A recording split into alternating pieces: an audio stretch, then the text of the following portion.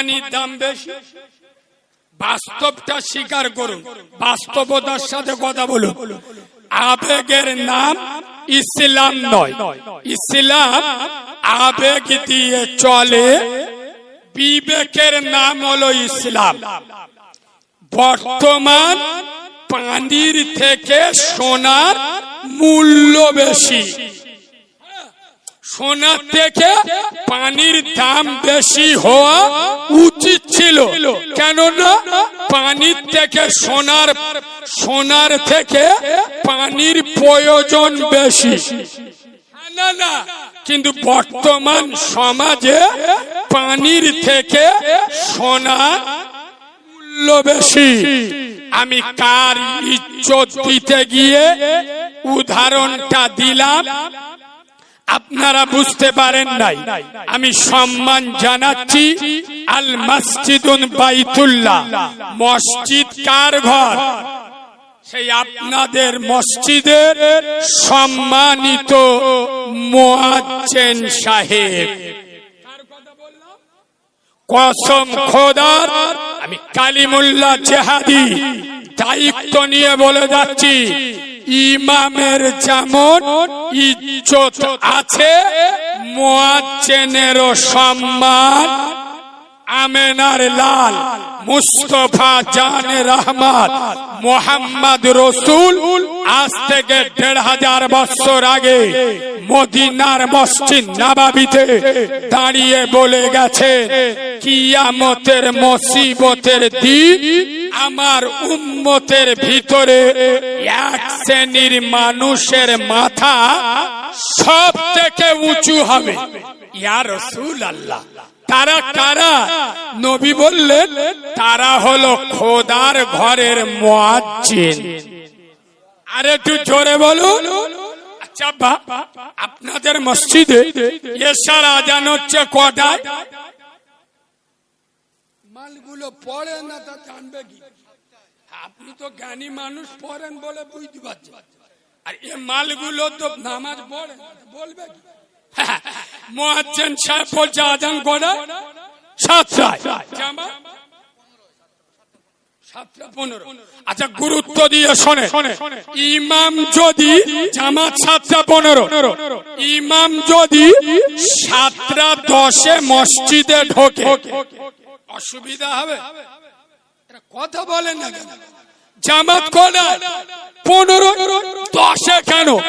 ইমাম যদি 7:13 অথবা 14তে মসজিদে প্রবেশ করে, প্রবলেম হবে না। আচ্ছা, মুয়াজ্জিন যদি 7:10 মসজিদে ঢোকে, আদলা ইটির বাড়ি চেলে মাথা ফেটিয়ে দেবে। হ্যাঁ না, কেন? আজান কটা? 7টা। মুয়াজ্জিনের মসজিদে আসতে হবে কটা? জ্ঞানী মানুষ কমসে কম 10 মিনিট আগে একটা মানুষ এসে ইস্তিনজা করবে, ওযু করবে, মুখ হাত মুছবে, মাইকে সুইচ দেবে, আজান দেবে। অন্তত 10টা মিনিট সময় লাগবে না? লাগবে না? খোদার কসম, আমি বাচ্চা মাওলানা কারিমুল্লাহ জেহাদি চ্যালেঞ্জের সাথে বলে যাচ্ছি, ইমামের থেকে মুয়াজ্জিনের দায়িত্ব বেশি। এই হ্যাঁ না, তোমরা তো জানো না, এখন ফজরের আজান হচ্ছে 4:20-তে। তোমরা তো ইনশাআল্লাহ লুঙ্গি এক জায়গায়, তোমরা এক জায়গায়। সকাল 9টার সময় উঠে খুঁজতে লুঙ্গি কোথায় গেল, ওপরে থেকে থাকে পাকাই ঘুরতে। হ্যাঁ না, 4:20 ফজরের আজান হচ্ছে, জামাত হচ্ছে 5:20-তে। আমি তারতইন ভাষায় বলছি,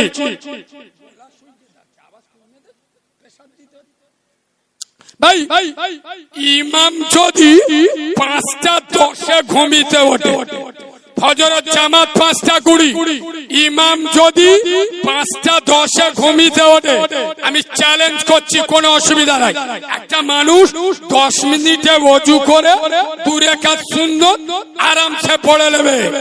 শোনো সৈয়দপুরের মুসলমানের বাচ্চা, খবর নিয়ে দেখো, তোমার মসজিদে যে বয়স্ক লোকটা আজান দেয়, যদি 4:20 আজান হয়, ও মালে 3:30 ঘুম থেকে উঠতে হয়। আর এই মুসলিম জাতি এখানে ফেরেশতার মতো মাথা নাড়ছে। এরা সেই মুয়াজ্জিনের কদর করে না। এরা মুয়াজ্জিনের কথা মনে করে কখন বলবো, মুয়াজ্জিনের কথা আমরা মনে করি কখন, এটা আমার ভাষায় বলবো না আপনাদের ভাষায় বলবো? বলবেন তো? আমার ভাষায় বললি কিন্তু চলবে।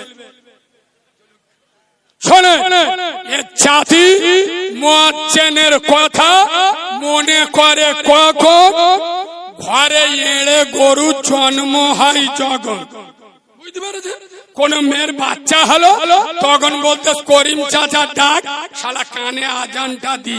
আর ওই এড়ে গরু যখন 5 বছর বয়স মুসলমানি হবে, গ্রামের 100 লোক দাওয়াত পায়, ওর ফ্যামিলি 50টা লোক দাওয়াত পায়।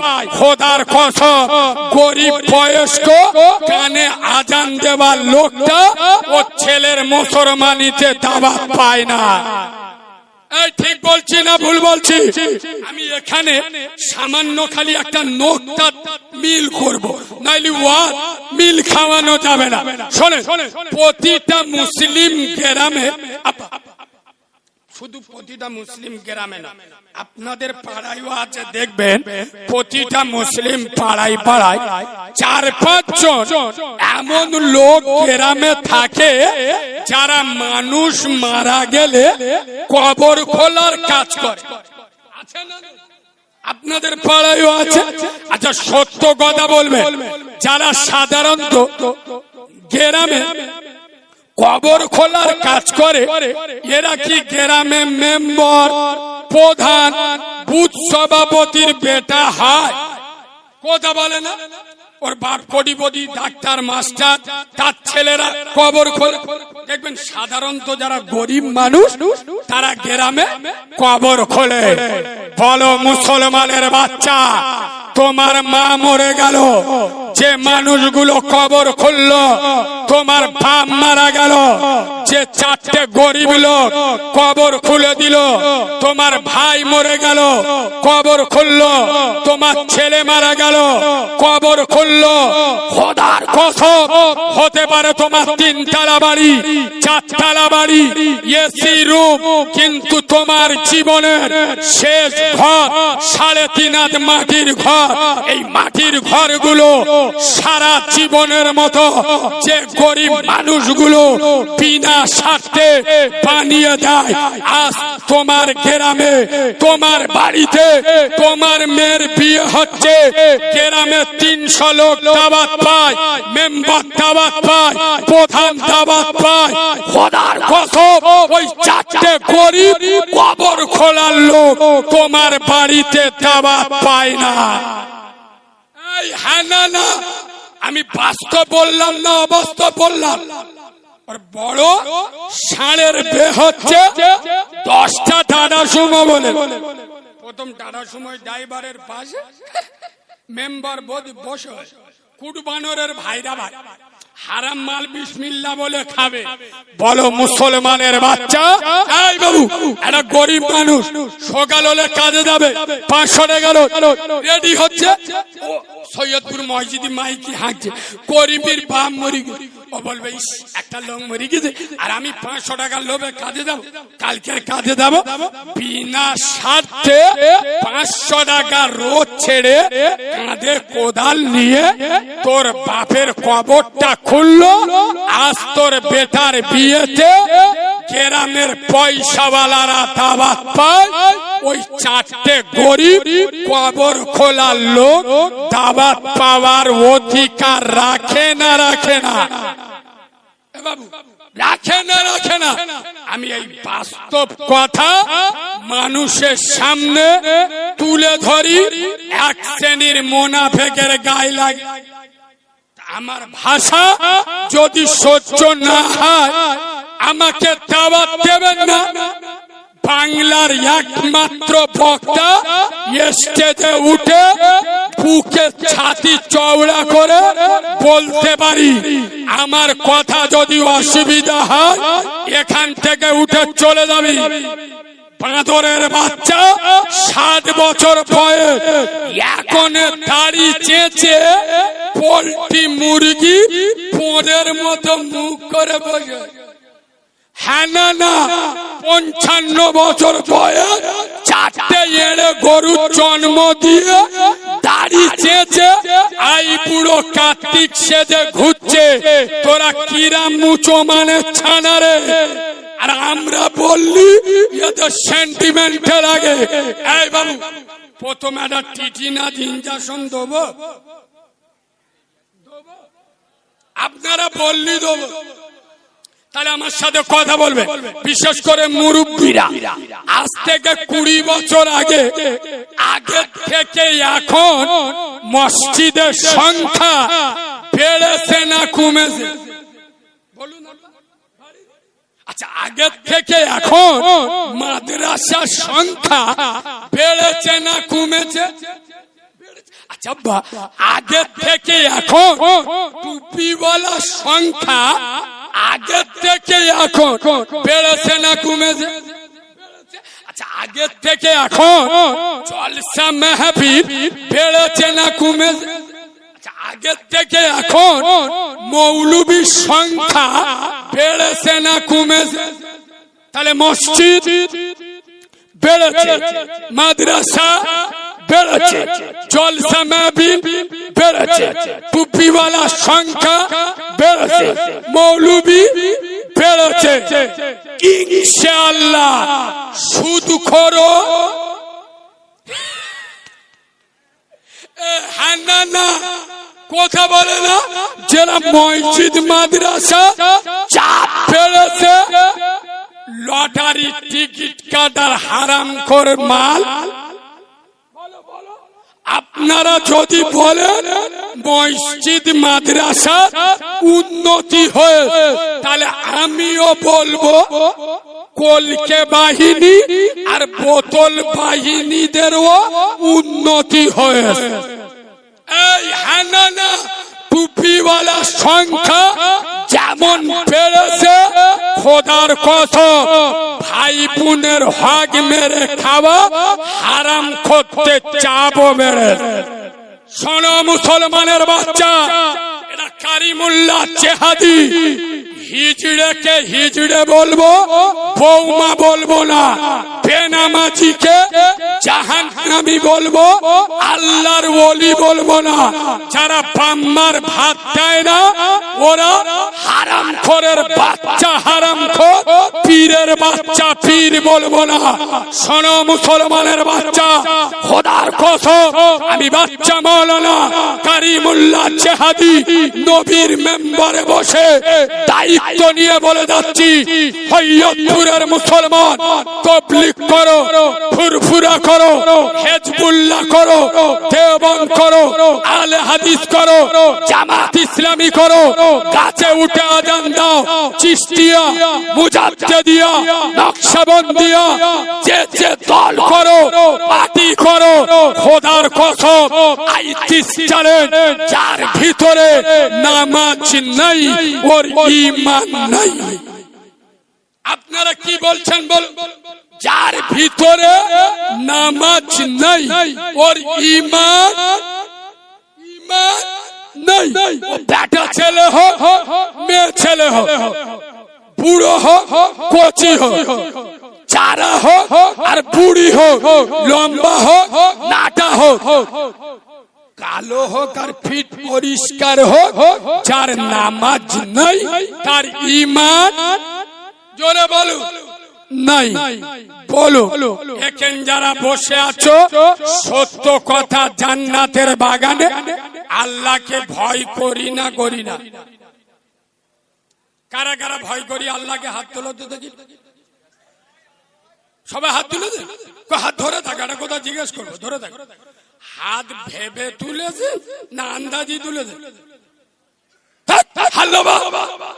সব জালি মাল। বললুম না আমি লোকে ভালো না, এটা ডায়মন্ডের মাল। এসব ভাষা বলতে গেলি না 36 ইঞ্চি সিনা লাগে। আজও পর্যন্ত বাংলার কোন বক্তা স্টেজে উঠে শ্রোতাদের জালি মাল বলতে শুনেছে? কালিমুল্লাহ জেহাদি পারে, প্রমাণ না করতে পারলে ঘাড় ধরে স্টেজ থেকে নামিয়ে দেবে। চিটিংবাজি হাত আমার কাছে চলে না। আল্লাহকে ভয় করে কারা? খোদার মসজিদে আজান হয়, বাজারে বসে চা খাই যারা, আসলে আল্লাহকে ভয় করে আমরা কারা? শালা এসার নামাজ পড়েছি, আমি করার জায়গা বলে মৌলবী বলেছে আল্লাহর ভয় করো, মাল হাত তুলে নিল। তুই তো জালি মারলি, চিটিংবাজ। খোদার কসম, আল্লাহকে ভয় করে কারা? নিজেদের কচি কচি বউগুলো দিয়ে বন্ধন লোন গ্রুপ লোনে টাকা তোলায় যারা প্রকৃত আল্লাহকে ভয় করে। কায়দা শিখে না, এসব ভাষা সহ্য করতে পারলি পয়সা, নইলি উঠে যায়। কি গো, ওয়াজ করা হয়ে যাচ্ছে? এ বাবু, ওয়াজ করা হয়ে যাচ্ছে। চুপ থাকলি কি বুঝবো? তাহলে নরম করতি। আচ্ছা আচ্ছা, পিছনের লোক জায়গা দেওয়া যাচ্ছে, আপনারা একটু সামনের দিক চেপে আসবেন বাবু। ও বাবু, একটু সামনের দিকে চেপে আসুন, ওদের বসে। না চাচা ঠিক বলেছে। এই দেখেন ওরা যে প্যান্ট পরে এসেছে, হাঁটুর কাছে ফাটা, সব মুসলমানের বেটা।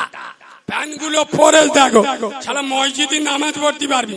সব চীনের সুড়ঙ্গ, চীনের বর্ডারে প্যান্ট পরে দেড়ে জলসাই বইলি, পিছন থেকে পাকিস্তানের জঙ্গল দেখতে পাবে।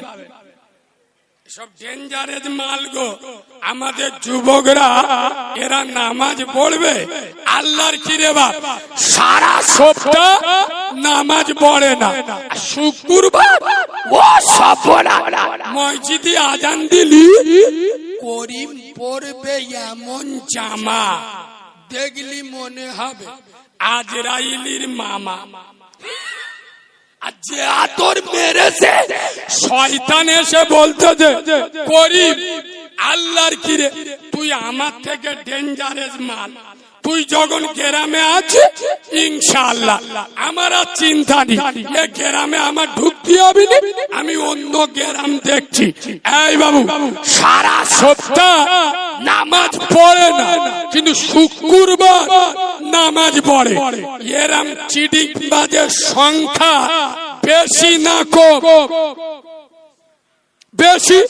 এই যে জুমার নামাজ পড়ে, আচ্ছা জুমার নামাজ কাদের জন্য? এই যে জুমার নামাজে এতগুলো লোক আমরা ভরে যাই, পুরো মসজিদ টিপটপ। আচ্ছা বলুন, জুমার নামাজ কাদের জন্য?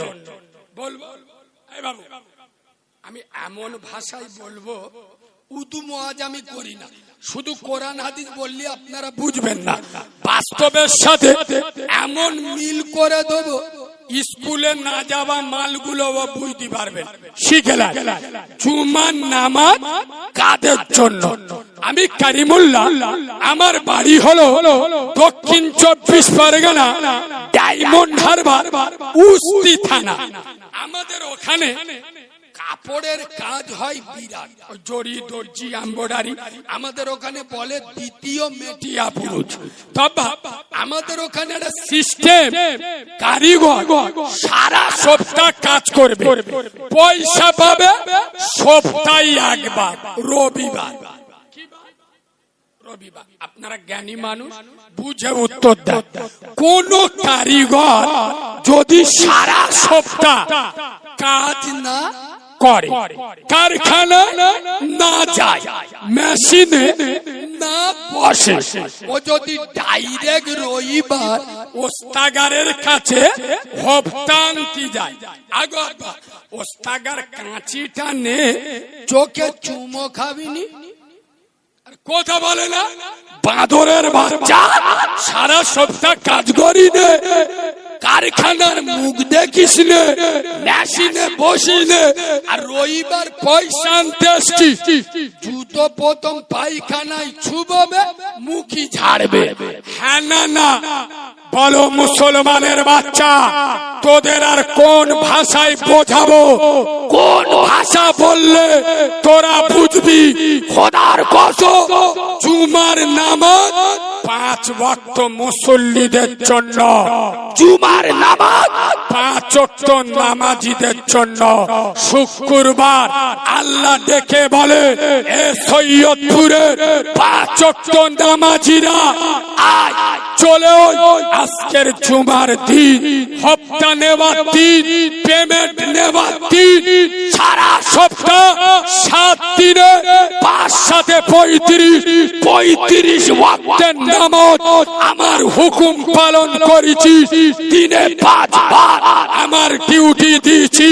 আমার মচ্ছেন ভোরের বেলা ডেকেছে, আরামের বিছানা ছেড়ে, আরামের বিবিকে ফেলে আমার ঘরে ছুটে এসছি, দুপুরে আমার মচ্ছেন ডেকেছে, ক্লান্ত শরীরে আমার ঘরে ছুটে এসছি, আবার বিকেলে আমার মচ্ছেন ডেকেছে, তোরা ঘুম চোখে নিয়ে আমার ঘরে ছুটেছি, সন্ধ্যায় আমার মচ্ছেন ডেকেছে, কাজ কাম ছেড়ে দিয়ে আবার আমার মসজিদে এসছি, সারাদিন পরিশ্রম করে বাড়িতে এসছি, আমার মচ্ছেন রাত্রেও ডেকেছে, হাইয়া আলাস সালাহ, আমার আল্লাহ ডাকছে মসজিদে, সারা দিনের কষ্ট একদিকে রেখে আমার ঘরে ছুটে এসছি। সুতরাং আজ আজকের জুমার দিন হপ্তাটা নিয়ে যা, খোদার কসম তোর মতো হারামখোর, তোর মতো সিডিংবাজ, তোর মতো মুনাফিক সারা সপ্তাহ 1 ওয়াক্ত নামাজ পড়লি না, মসজিদের মুখ দেখলি না, 1 ওয়াক্ত মসজিদের মাটি বাড়ালি না, তোর মতো জালি মাল, তোর মতো ছেঁদরা মাল, তোর মতো 2 নাম্বার মাল যদি শুক্রবার আল্লাহর কাছে পেমেন্ট আনতে যায়, আগো ফেরেশতারা আই লাভ ইউ বলবে, মালগুলো কিরম চুপ করে থাকে। আমি ওয়াজ বোঝাতে পেরেছি না পারিনি? রবিবার পেমেন্ট পাবে কে? সারা সপ্তাহ ডিউটি দেশে যে জুমার বরকত পাবে কে? সারা সপ্তাহ নামাজ পড়ে, তুই তো নামাজ পড়ি না, তুই তো জালিমা, এখন তো মসজিদের মুখ দেখলি নি, চাঁদ বাগানে বসে আমাদের মসজিদ দেখার মতো, দেখার মতো, তুই নামাজ পড়ি বলে হ্যাঁ শুক্রবার যা, এরা মনে মনে করে দে মসজিদ 3 তালা করিস মানে বিরাট উন্নতি গতি, মসজিদ বাদর বসে বিরাট উন্নতি। শোনো মুসলমানের বাচ্চা, আমি চ্যালেঞ্জের সাথে বলে যাচ্ছি, কবে ভাববেন মসজিদ উন্নতি হয়েছে? এসি লাগানোর নাম মসজিদ উন্নতি নয়। যেদিন দেখবেন এই সৈয়দপুর জুমা মসজিদে জুমার নামাজের থেকে ফজরের নামাজে লোক বেশি হয়েছে, সেই দিনে ভাববে মসজিদের উন্নতি হয়েছে। এই যুব সমাজ, খোদার কসম আমি যুবকদের বক্তা, এই যুবক ভাইরা যারা বিভিন্ন এলাকা থেকে কালিমুল্লাহ জেহাদি ওয়াজ শুনতে এসছো, শোনো আমার বাংলার যুব সমাজ, বাদুড়িয়ার তরুণ সমাজ, সৈয়দপুরের নওজোয়ান সমাজ, আমি তোদের জাগাতে এসছি, তোদের ঘুম ভাঙাতে এসছি। খোদার কসম এই যুবক ছেলেরা, তোদের হাতে মোবাইল মানাই না রে, তোদের হাতে আল্লাহর কোরআন মানায়, তোদের হাতে ফ্রি ফায়ার আর পাপচি মানাই না, তোদের হাতে আল্লাহর তসবির দানা আর রাসূলুল্লাহর সুন্নতি মেসওয়াক মানায়। এই সৈয়দপুরের যুব সমাজ, তোরা মাথায় টুপি রাখ, মুখে দাড়ি রাখ, পাঁচ ওয়াক্ত আজানে মসজিদে চলে যাও, মসজিদকে ভরিয়ে দে। খোদার কসম, শুভেন্দু অধিকারী কালকে গাছ ছেলে মানুষ, দিলীপ ঘোষ কালকে গাছ ছেলে মানুষ। আরে আমরা সেই জাতি ফেরাউনের মতো বেঈমানকে ভয় পাই নয়, নমরুদের মতো শয়তানকে জুতো পেটা করেছি, আবু জেহেলের মতো দাদাকে গাধা বানিয়ে ছেড়েছি। যুব সমাজ, তোরা আল্লাহর ঘরে চল, আল্লাহর কাছে মাথা নত কর। গোটা দুনিয়া আল্লাহ তোদের কাছে মাথা নত করে দেবে। আর একটু জোরে বলো। আমাদের যুবকরা মসজিদে যাবে, যারা বসে হয়েছে চেংড়া ছেলে, সব ওষুধ মাল, এরা মসজিদে যাবে, সব চুল কেটে দেখো না এড়ে গরুর মতো, বুকে হাত মেরে বলতে উম্মতে মুহাম্মাদি। খোদার কসম, কোরআন বলছে ইন্নাস সালাতা তানহা আনিল ফাহশাই ওয়াল মুনকার, নিশ্চয় নামাজ তোমাকে মদ থেকে বাঁচাবে, নামাজ তোমার সুদ থেকে বাঁচাবে, নামাজ তোমার জেনা থেকে বাঁচাবে, নামাজ তোমার গাঁজা থেকে বাঁচাবে, নামাজ তোমার পরের মেয়ের চোখ মারা থেকে বাঁচাবে। মসজিদে যাও, নামাজ পড়ো। ডেঞ্জারাস কথা বলছি, পীরেদের পীর, বড় পীর বাবা মঈনুদ্দিন আব্দুল কাদের জিলানী হুজুর বলে যাচ্ছে, বেনামাজির জানাজা নাই। আমি বলিনি, রাগ যদি করতে হয় বড় পিসাবের উপর করো, আমার উপর না। বড় পিসাব বলে যাচ্ছে বেনামাজিকে মুসলমানদের কবরস্থানে দাফন দেবে না। কেন? মাল নিজে ঘুমুবিনি, আর ইনশাআল্লাহ কারোর ঘুমু দিও দিবিনি। বড় পীর সাহেব আরো ডেঞ্জারাস মশলা বলছি, শোনো। বড় পীর সাহেব বলে যাচ্ছে, তুমি রাস্তা দিয়ে হেঁটে হেঁটে যাচ্ছ, এখন ওই দিক থেকে একটা বেনামাজি হেঁটে আসছে, দেখে একটা কুকুর হেঁটে হেঁটে আসতে, তুমি মাঝখানে, একদিক বেনামাজি একদিকে কুকুর। বড় পীর সাহেব বলছে তোমার যে কোনো একদিকে চাপতে হবে, কোন দিকে চেপে যাবে? বড় পীর সাহেব বলে যাচ্ছে তুমি কুকুরের দিকে সরে যাও, কিন্তু বেনামাজির দিকে সরো না। কেন? কুকুরের গায়ের দুর্গন্ধ যদি তোমার গায়ে লাগে, ধুইলে পাক হয়ে যাবে, কাপড়ে লাগলে 3 পাক করলে পাক হয়ে যাবে, কিন্তু বেনামাজি দুর্গন্ধ যদি তোমার গায়ে লাগে, আমি আব্দুল কাদের জিলানী বলে যাচ্ছি দুনিয়ার কোন পানির ক্ষমতা নাই বেনামাজির দুর্গন্ধ পাক করবে। খোদার কসম, মুসলমানের বাচ্চারা নামাজ পড়ো, গোটা দুনিয়া শোনেন। নামাজ যদি মাফ হতো, এই ১,৫০০ বছর নবী চলে গেল, ১,৫০০ বছর হয়ে গেল, নামাজ যদি কারোর আল্লাহ মাফ করে দিত, খোদার কসম ইমামে হুসাইনকে আল্লাহ নামাজ মাফ করে দিত।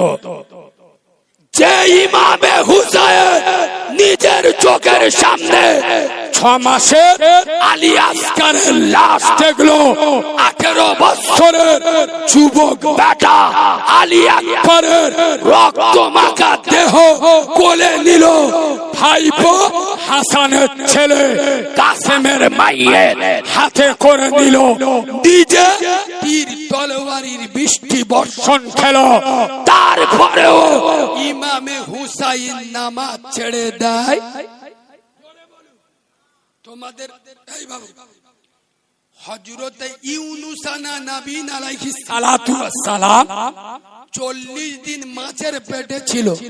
তোমরা কি ইউনুস নবীর থেকে বেশি বিপদে পড়েছো? এই মুসলমানের বাচ্চা, কথাই কথাই বলো শরীর খারাপ, ফজরে উঠতে পারি না, আরে কাউরাচ্ছা না। নবী আইয়ুব নবী আলাইহিস সালাতু ওয়াস সালাম 17 বছর এত অসুস্থ ছিল, গোটা শরীর পোকায় খেয়ে নিল। তোরা কি আইয়ুব নবীর থেকে বেশি অসুস্থ? আসলে কি জানেন, আপনাদের পাড়ারাটা চাচা পাকা দিতে, আমার ঠান্ডা করতে, আমার গরম করতে। আমার যত গরম করবে তত মাল বেরোবে। শুনুন, আপনাদের পাড়ার একটা লোক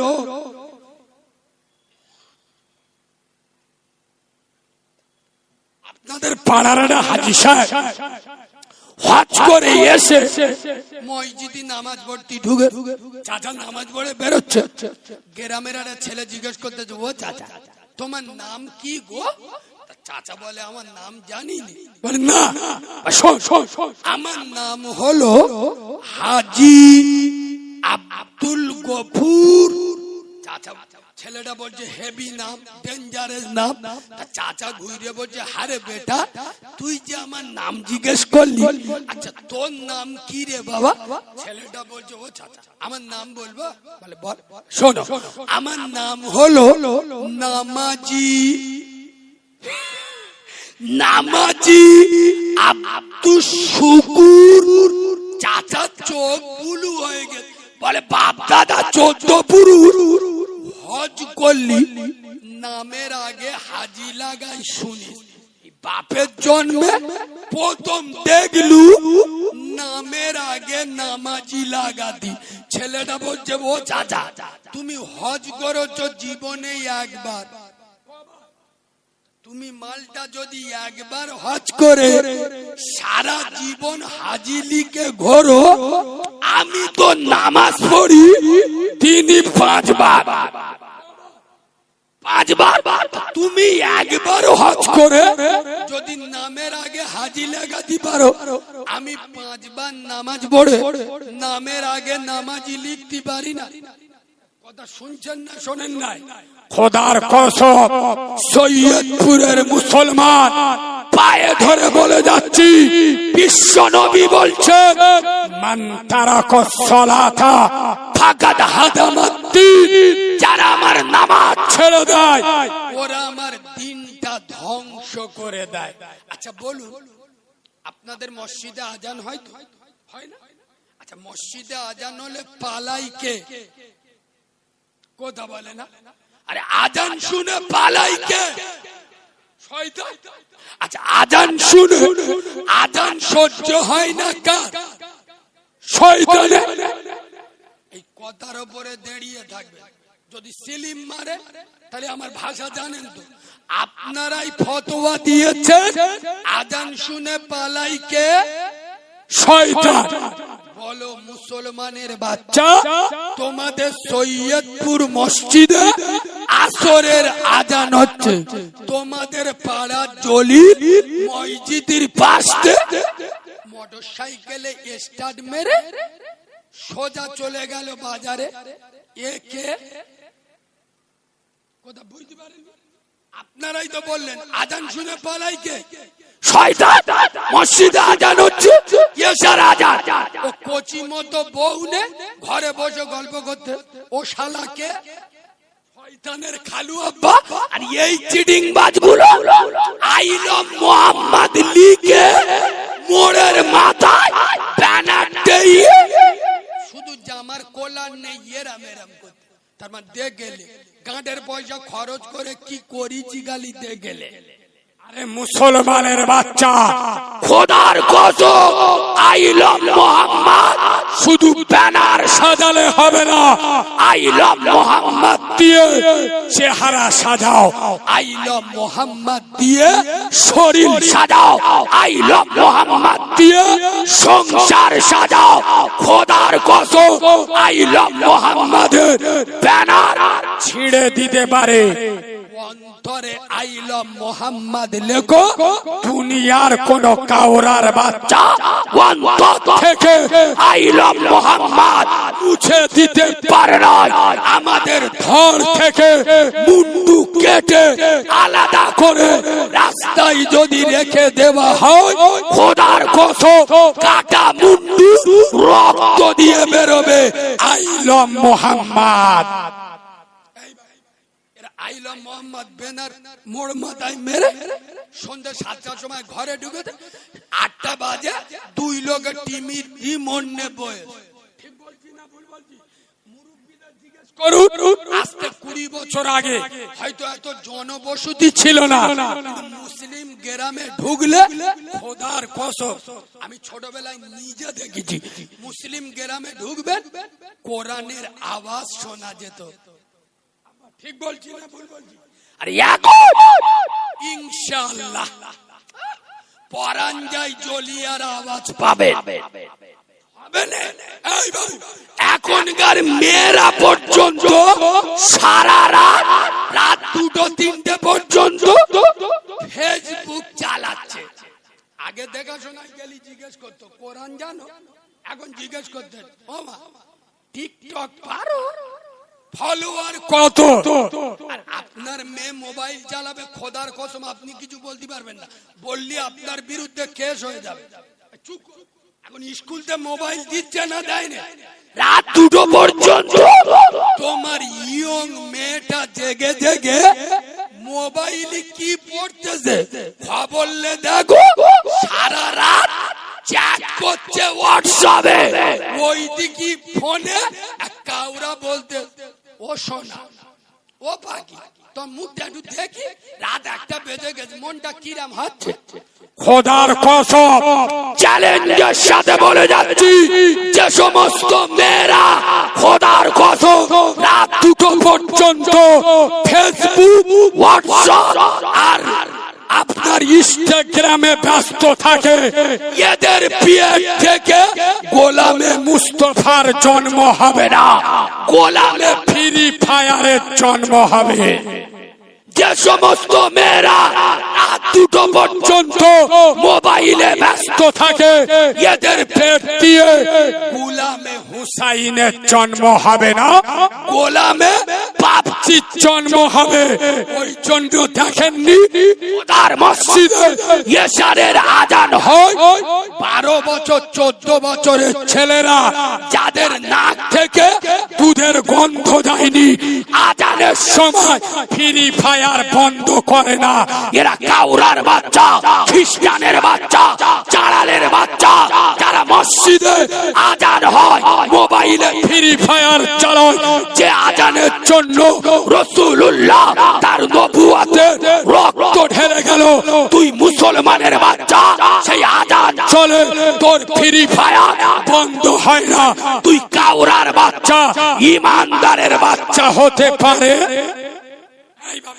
তবে এখানে একটা কথা বলে যায়, আপনাদের এখানে ছোট 1 টাকার কয়েন চলে? আমার বাড়ি গ্রাম অঞ্চল তো সেটাই মনে, আমাদের ওখানে চলে না। আমাদের ওখানে যদি কারো ছোট 1 টাকা দেন চোখে আঙুল ঢুকে দেবে, চলে না। কিন্তু এক জায়গায় চলে, বলবা বলবা ইনশাআল্লাহ মসজিদই চলে। বিশ্বাস করুন, আমি শুক্রবার কো বাড়ি থাকলি না, আমার একটু অভ্যাস ওই মসজিদে টাকা গুনতি আমার খুব ভালো লাগে বুঝলে। আর শুক্রবার মসজিদে টাকা গুনে কখন সবাই নামাজ পড়ে চলে গেলি, লাস্টে প্রতি সপ্তাহে 5-6টা ওই মাল পাবো। আজ থেকে 3 সপ্তাহ আগে একদিন শুক্রবার আমি মসজিদে নামাজ পড়তে গেছি, খুতবা চলছে, আর মসজিদে ওই কোটো আসে না, আমার সামনে দেখি একটা ছেলে পর পর দুটো ওই মাল দিলে কি ছোট আই যাই তেইকিছি ও চোখ বুলু হয়ে গেল। আমার বলতে যে কালিমুল্লাহ ভাই ওরম থেকে লাভ নেই, যেটা কোথায় চলে না সেটা মসজিদই চলে। আমি বলি কেন? বলতে যে এই তুমি ওয়াজ করো, যেটা কেউ পারে না সেটা পারে কে? যা শালা মাথা বেতার মলম নে শালা পোঁদে বেতাই ঘষে দে কাজ হবে। এই কথা বলে না বকিল মাল গো, বকিল বকিল বোঝেন? বকিল আপনারা বোঝেন না। এই যারা জলসা দেয় কমিটি এদের জিজ্ঞেস করু গ্রামে এমন এমন লোক আছে যার কাছে জলসার জন্য 13 বার কেস, 14 দানের মাথায় 50 টাকা দেবে, 4000 টাকার কথা শোনাবে। হ্যাঁ না না এই রামমান শুক্রবার মসজিদে বসে আছে, কোটো আসতে বুঝবে পকেটে খুঁজতে কি 2 টাকার কয় খুঁজতে খুঁজতে পকেটে অনেকগুলো টাকা ছিল, দুটো 500 টাকার নোট পিছনে পড়ে গেছে। ও বুঝতে পারে ও 2 টাকা কয়েন তুলে ওই দিয়ে দে। এখন পিছনে যে সব লোকগুলো ছিল পিছনের একটা লোক দেখতে পেয়েছে ওর পকেটে দুটো 500 টাকা পড়ে গেছে। ও কি করে 500 টাকার নোট দুটো তুলে আর ওর হাতে দিয়ে বলতেছে ও ভাই ও মনে মনে করতে কোটোই দিতি বলতে। বুঝতে পারছি আর শুক্রবার খোদবা হলি কথা বলা যায়, কথা বলা যায়। পিছনটা পয়সা দুটো তুলে ওর ইশারা কো বলতে যো ভাই তার মানে কি তোমার পকেটে পড়ে গেছে। ও মনে মনে করতে কোটোই দিতি বলছি, 500 টাকার নোট দুটো লিয়েছে সুবহানাল্লাহ বলে কোটোই দিয়ে দে। পিছনের লোকটা বলতেছে ও ভাই ও ভাই টাকা দুটো তো তোমার পকেটে পড়ে গেছিল। ও বলে কি? বলে হ্যাঁ। ও চোখ হলুদ হয়ে গেছে, মাল পিউস হয়ে মসজিদে পড়ে গেছে। শোনো সৈয়দপুরের মুসলমান, খোদার কসম আল্লাহ ছাড় দেয়, আল্লাহ ছেড়ে দেয়। অত করবে চালাকি পরে বুঝবে চালাকি। এখন শরীরে শক্তি আছে, তাকত আছে, মসজিদে যাচ্ছ না, মনে মনে করছো বুড়ো হলি মসজিদে যাব। লিখে নাও বুড়ো হবে, পাইপ লাইন লিক করবে, শালা মসজিদে যাবা ক্ষমতা থাকবে না। খোদার কসম বিভিন্ন জলসায় আমি কারিমুল্লাহ এইরা মুরব্বি লোক আমার জোরে ধরে বলে কারিমুল্লাহ দোয়া করিস বাপ, তুই বেটার বয়সী ছেলে, বিশ্বাস কর মসজিদে যাবার খুব ইচ্ছা হয় কিন্তু যেতে পারি না। আরে কেন চাচা কি হয়? বলে বলি ভ্যাল কেটে গেছে। মানে কি পেশাব টপে।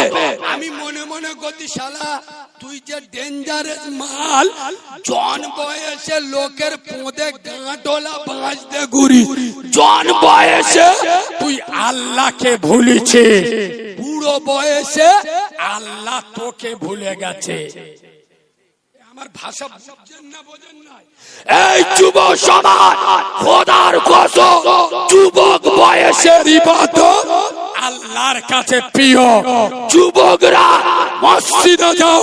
আমি যুবকদের বক্তা, আমি বুড়োদের বক্তা নয়।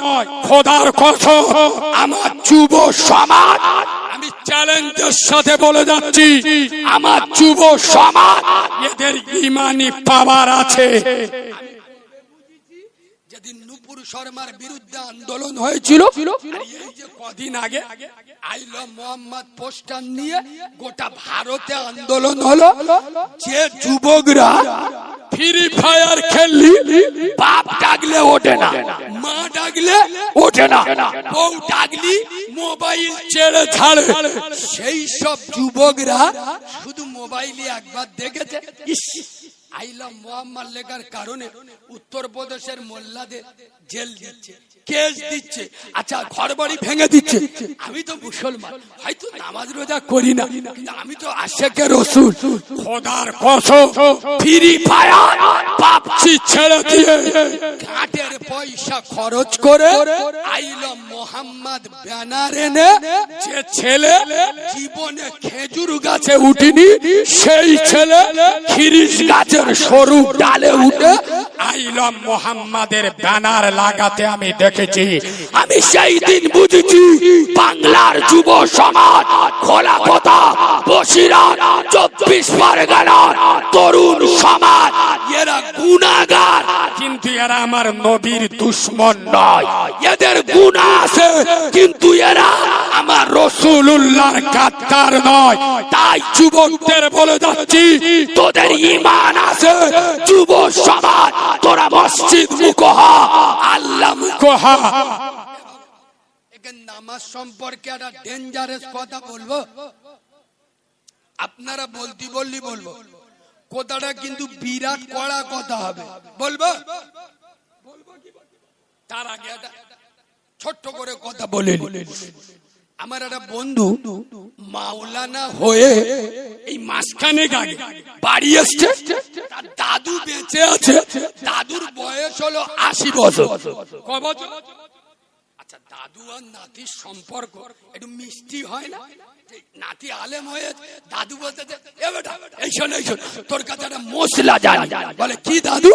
বলে আরে আমি যদি জান্নাতে যাই, আচ্ছা জান্নাতে গেলি যা চাইবো তাই পাবো? নাতি বলতেছে দাদু জান্নাত এমন একটা জায়গা, ওখানে যা চাইবে তাই পাবে। তখন দাদু বলতেছে ভালো করে বুঝে বল, যা চাইবো তাই পাবো? ছেলে হলে নাতি বলতে হ্যাঁ দাদু তুমি যা চাইবে তাই পাবে। সরে আয় তার কানে কানে বলে, আরে নাতি তুই তো ছোটবেলায় আমার চিনি, আমি একটুখান বিড়ি খাই। কি খাই? বিড়ি খাই। আরে নাতি জান্নাতে গেলি বিড়ি পাবো?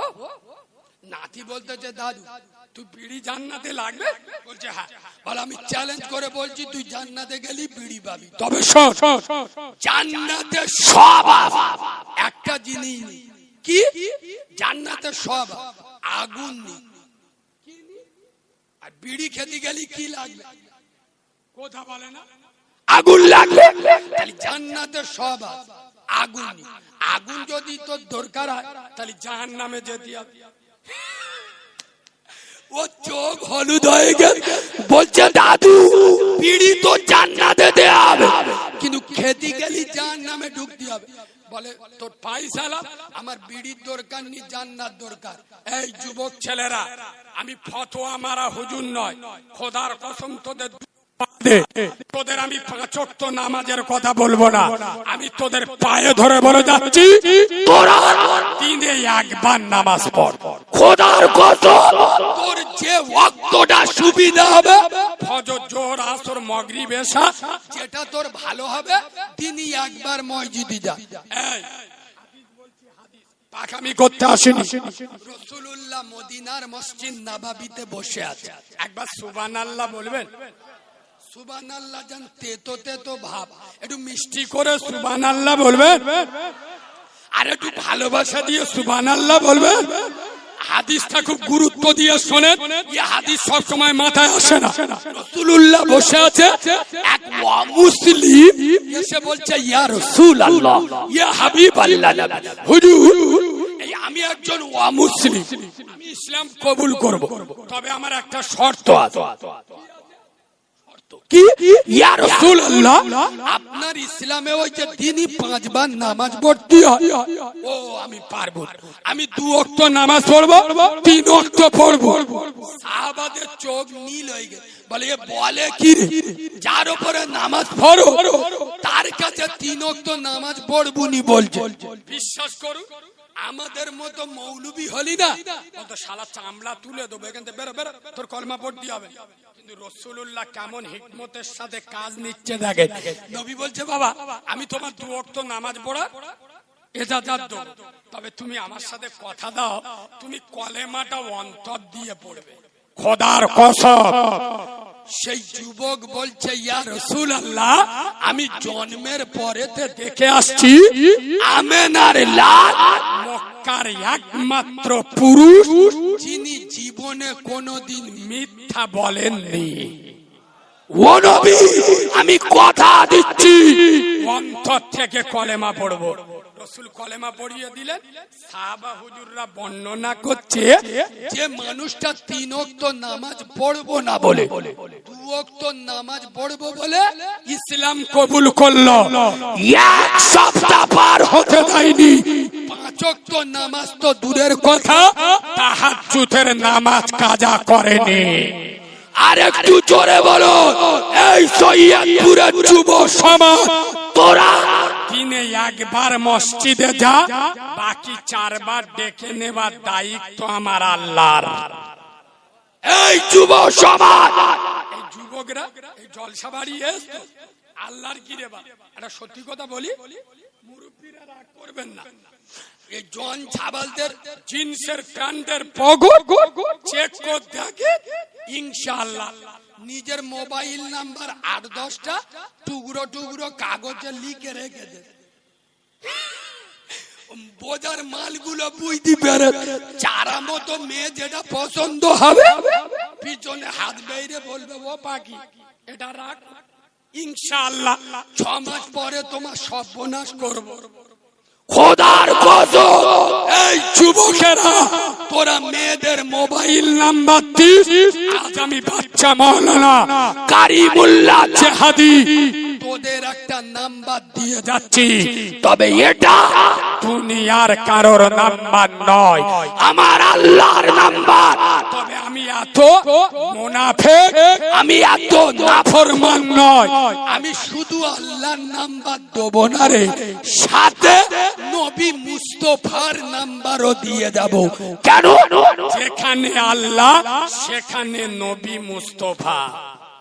জোরে বলুন, লা ইলাহা ইল্লাল্লাহ। কলেমা কমপ্লিট হয়েছে, মুহাম্মাদুর এবার হয়নি সাল্লাল্লাহু, আল্লাহর সাথে যার নামটা জোড়া আমি কেটে দেবো, আমার ক্ষমতা আছে।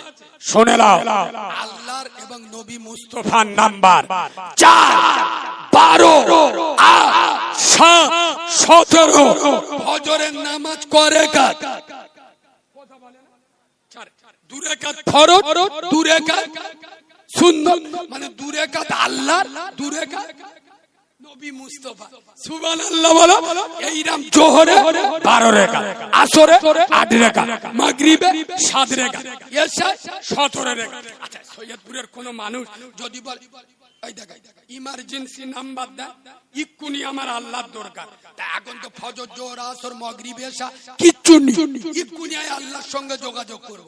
ইমার্জেন্সি নাম্বার দাও, ওটাও নিয়ে এলাম, দিয়ে যাচ্ছি। আল্লাহর ইমার্জেন্সি নাম্বার 2।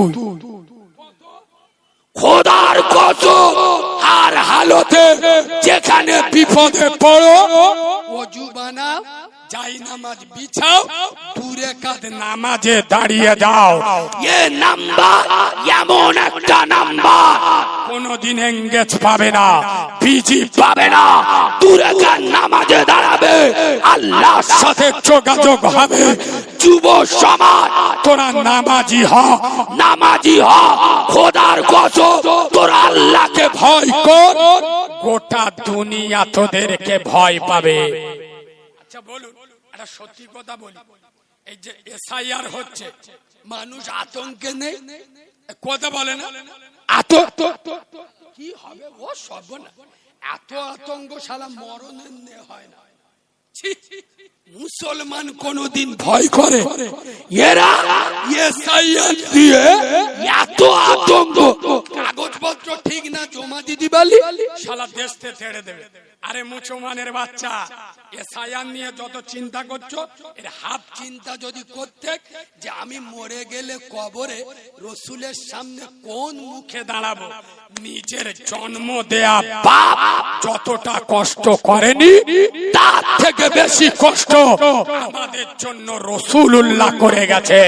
নিজের প্রসবিনী মা যতটা আমাদের জন্য রাত জাগেনি, তার থেকে বেশি রাত আমার নবী মুস্তাফা আমাদের জন্য জেগে গেছে। এরা একবারও ভাবে না কবরে গেলে কি হবে, হাসরে কি হবে, এসআইআর নিয়ে চিন্তায় আছে। আমি তো চাই এনআরসির পক্ষে, আমি মনে করি এনআরসি হোক, তবে এটা ধর্মের ভিত্তিতে যেন না হয়, সঠিক এনআরসি হোক। আমি চ্যালেঞ্জ করছি, কলকাতা ফাঁকা হয়ে যাবে, মুসলমানদের 100-র মধ্যে হয়তো 5টা ধরা পড়বে। আর সমস্ত ওরা ধর্মের ভিত্তিতে করছে, এটা আমাদের আপত্তি। বাংলাদেশ থেকে কটা মুসলিম ইন্ডিয়ায় আছে, সবচেয়ে তো বেশি আমার হিন্দু ভাইরা। বুদ্ধদেব ভট্টাচার্য, ও মালদার বাড়ি কোথায়? ঠিক বলে, জিবরাইলের খালাতো ভাই, খবর রাখে। জ্যোতিবাবুর বাড়ি কোথায়? বাংলাদেশ। মমতা ব্যানার্জির বাড়ি কোথায়? বাংলাদেশ। আরে যে মালটা খুব লাভ আছে, ওই গোবর খাওয়া মালটা গো, কাঁথি গরুর গোবর খেয়ে খেয়ে মাথা তার কেটে গেছে, বুঝলে?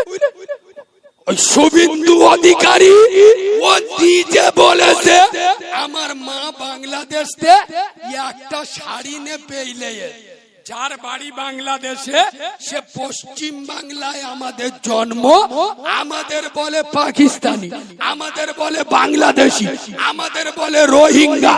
ওর রক্তের দোষ আছে। ঠিক বলছি না ভুল বলছি?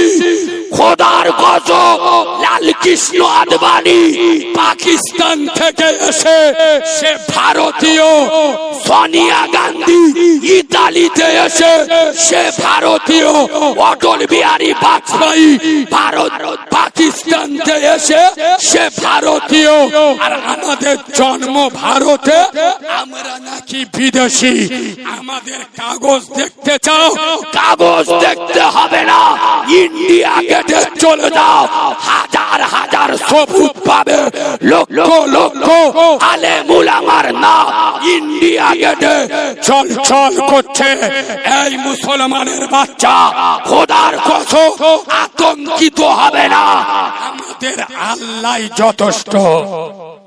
আমরা ৩৩ কোটি ভরসা করি না, আমরা এক আল্লাহকে ভরসা করি। ওই জন্য বলে যাচ্ছি, আল্লাহকে ভয় করো, গোটা দুনিয়া তোমাদের ভয় করবে। চলে নামাজ সম্পর্কে একটা ভয়ঙ্কর কথা বলবো, আর একটু বলবো না ছেড়ে দেবো? এ বাবা, অসুবিধা হচ্ছে? পিছনের লোকেরা কি বলছেন, অসুবিধা হচ্ছে? এই শোনে, আলেম উলামা মাওলানা মৌলবীদের আপনারা একটু কনফিডেন্স নেবেন, আমাদের কথা একটু গুরুত্ব দেবেন। কেন জানেন? মৌলবীরা কি জিনিস আপনারা জানেন না। একটা মসজিদের ইমাম 2 মাস পরে মাইনে পেয়েছে, কমা 2 মাস পরে বাদুড়িয়াতে 1 কিলো গরুর গোশত কিনে, ভালো গোশত শোনে, গরুর গোশত ইনশাআল্লাহ হুজুরির গা গরম হয়ে গেছে, প্লাস্টিক কাগজ করে মস্তানি মেরে হেঁটে হেঁটে আসতে, আর একটা কুকুর দুধ থেকে ছোলা পেতে বসে হুজুর কাছে কাছে আসবে, গোশতটা বিসমিল্লাহ বলে চুমো খাবো। হুজুর তো বুঝতে পারবে, হুজুর গোশতটা নে মস্তানি মেরে আসতে, যেই কাছাকাছি কুকুরটা টপ করে ছোলা মেরে গরুর গোশতটা ধরে তখন হুজুর বলতে, দাঁড়া দাঁড়া দাঁড়া, এই কুকুর, গোশত নে যাচ্ছি, নে যা। তবে শুনেলে, আমি হলুম সৈয়দপুর জুমা মসজিদের ইমাম, জানিস তো আমি মসজিদের ইমাম সাহেব। কালকে শুক্রবার, গোশত নে যাচ্ছি, নে যা, শুধু শুনে নে, আমি মসজিদের ইমাম, কালকে শুক্রবার। মাইকি খালি একবার বলে দেবো, কুকুর হালাল। কোথা ধরতে পারেন? আমি হুজুর মসজিদের মাইকি বলে দেব, কুকুর হালাল। ও চোখ নীল হয়ে গেছে, ছুটে গেছে, বলছে ও আল্লাহর কি, আপনি রেগে গেলেন কেন? আমি তো আপনার সাথে ইয়ার কি করে দেখছিলাম, আপনার মান নিয়ে চলে যান। ওই জন্য আলেমদের সম্মান করবেন, ডাক্তার ডাক্তারের দায়িত্ব রোগী বাঁচানো, আলেমের দায়িত্ব সমাজ বাঁচানো। এ জাতির উন্নতি কি করে হবে? যে জাতি মসজিদে ইমাম রাখবে, 500 লোকের ইমামতি করবে, দূরবীন দিয়ে মেপে দেখে নেবে, ইমাম লম্বা হতে হবে, দাড়ি বড় হতে হবে, পোশাক ভালো হতে হবে, ইমামে বউ ছেলে মেয়ে থাকতে হবে। একটা ইমাম 500 লোকের ইমামতি করবে। যদি দূরবীন দিয়ে খেলেন 5 বছরের জন্য যাদের ভোটে জেতান, গ্রামের 5000 লোকের ভাগ্য যার হাতে, ভোট দেওয়ার আগে একবার বাছাই করে দেখেন না এর মার সাথে কেমন সম্পর্ক, বউর সাথে কেমন সম্পর্ক, ছেলে মেয়ের সাথে কেমন সম্পর্ক। খোদার কসম নিজেদের চরিত্র পাল্টান। চলো চলো একবার তাকবীর দেবো। কি বলছে? মজমা ঠান্ডা হয়ে গেল, একবার তাকবীর দেবো। আরে সবাই দিদি বললি দেবো, নইলি দেবো। দেবো কি? কই দাও না, নারে তাকবীর। আর ভুল হয়ে গেল, মাফ কর দেন। আর জীবনে তাকবীর দিদি বলবো আর লজ্জা হয়ে গেল, পাদলা হাগা হয়। আল্লাহর নামে আওয়াজ দেবেন। আজ সৈয়দপুর জুমা মসজিদের সামনে একটা ইতিহাসের জন্মদান, ইতিহাস সৃষ্টি করুক। এতগুলো লোক এমন তাকবীর দেন, মরণ তাকবীর। মরণ তাকবীর বোঝেন? আমি যেই নারাই তাকবীর বলবো এমন জোরে আল্লাহু আকবার বলবে, টুটি ফেটে মরে যাবে, কবরে যাবে। ফেরেশতা এসে বলবে মান রব্বুকা, এ মালুটা বলতে যে রব্বুকা ফাবুকা জানি না, এক্ষুনি আল্লাহ বলতে গিয়ে টুটি ফেটে মরে গেছে। এরম আওয়াজ দেবে বাবু, দেবে? কই দাও না, নারী তাকবীর। হয় এটা কোন থানা? ও সপনা বাদুড়িয়া থানার আওয়াজ এরম হয়। এমন আওয়াজ দেবেন মুনাফিকদের চোখ নীল হয়ে যাবে। টাইট আওয়াজ দেন, নারী তাকবীর। সে আওয়াজ বের হচ্ছে না, সেল বসে গেছে, একটু ছেড়ে মারেন না, নারী তাকবীর। এইবার ঠিক হয়েছে, একটু ঝেড়ে মারে, নারী তাকবীর। আরে বাঘের বাচ্চা, নারী তাকবীর। নারাই তাকবীর। দাদা পীরের হক সিলসিলা সিলসিলাই মুজাদ্দিদে জামান, আল কুরআনের আলো, আরো জোরে আল কুরআনের আলো, আল হাদিসের আলো, ফুলের সুবাস, চাঁদের হাসি, নামাজ পড়তে ভালো। পাকা সিটিং। জুমার নামাজ ছাড়া যারা নামাজ পড়ে না এরা বলে নামাজ পড়তে ভালোবাসি। এতক্ষণ যে কথাটা বলবো বলে মহলটা তৈরি করলু, আসল টিটি নাচ বের হচ্ছে। শোনে, মুসলমানের বাচ্চারা শোরের গোশ খায়। কথা বলুন বলুন। আরে শুয়োর গো, শুয়োর, শোরের গোশ মোল্লারা খায় না। কেন গো? আরে কেন বলবেন? হারাম হারাম বলে। খোদার কসম আমি বাচ্চা মাওলানা কারিমুল্লাহ জেহাদি নবীর মেম্বারে বসে বলে যাচ্ছি, এসব ভাষার ওয়াজ বাংলার কোন বক্তার মুখে পেলে নবীর মেম্বারে উঠবো না। ইমনি কারিমুল্লাহ জেহাদি টার্গেটে নেই। এই গত রাতের আগে রাত্রে আমার গাড়িটা দেখুন কিরাম ভাঙচুর করেছে। কারিমুল্লাহ জেহাদি মৃত্যুকে ভয় পায় না, মৃত্যুর মালিককে ভয় পায়। খোদার কসম বক্তারা এসব কথা বলে না, বক্তারা জানে এসব ভাষা বললে শ্রোতা রেগে যাবে, পরের বারে দাওয়াত হবে না। আর আমি বলি কিছু মুনাফিক আমার বিরুদ্ধে রুখে দাঁড়িয়েছে। শোনো মুসলমানের বাচ্চা, যেসব মুসলমানেরা নামাজ পড়ে না কিন্তু বলে শোরের গোশ খাই না, হারাম বলে, এদের মতো চিটিং বা হারামখোর মুনাফিক বাংলার জমিনে নাই। এটা প্রমাণ না করতে পারলে আমি মৌলবি নয়, আমার জিভ কেটে নেবে। আমি কিন্তু বিরাট বড় কথা বলি, উত্তরটা ও নগদ দিয়ে দিই, দেরি করলে আল্লাহ ঈদের বাড়ি চালবে। শোনে, আপনাদের আমি জিজ্ঞেস করলুম সরের গোশ মোল্লারা খায় না, আপনাদের বললুম কেন খায় না, আপনারা কি উত্তর দিলে?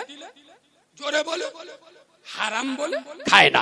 আর আমি বললুম যারা নামাজ পড়ে না কিন্তু বলে হারাম বলে খায় না, এরা হলো চিটিংবাজ মুনাফিক। উত্তরটা দিচ্ছি শোনো। তাহলে সরের গোশ আমরা খাই না কেন? হারাম বলে, তাই তো? শুধু খাওয়া কি? এদের হসপিটালে ভর্তি করে। এখন বলেছি সরের গোশ খাও না কেন? হারাম। সুদ খাওয়া কি? কুরবানো চুকো বসো। আমি চ্যালেঞ্জের সাথে বলে যাচ্ছি, প্রতিটা মুসলিম গ্রামে 100-র মধ্যে 95টা বাড়িতে সুদের ব্যবসা চলে। আমি শুধু আপনাদের দই দিই, হাবেল সাহেব, মন সাহেব সব জড়িয়ে গেছে।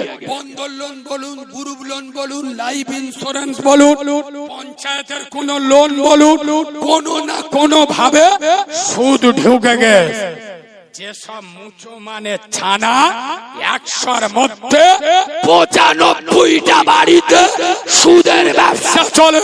যারা সুদের টাকা খায়, এই সব চিটিং বাজ, নির্লজ্জ, বেহায়া, এরা কোন মুখে বলে সরের গোশ খাই না হারাম বলে?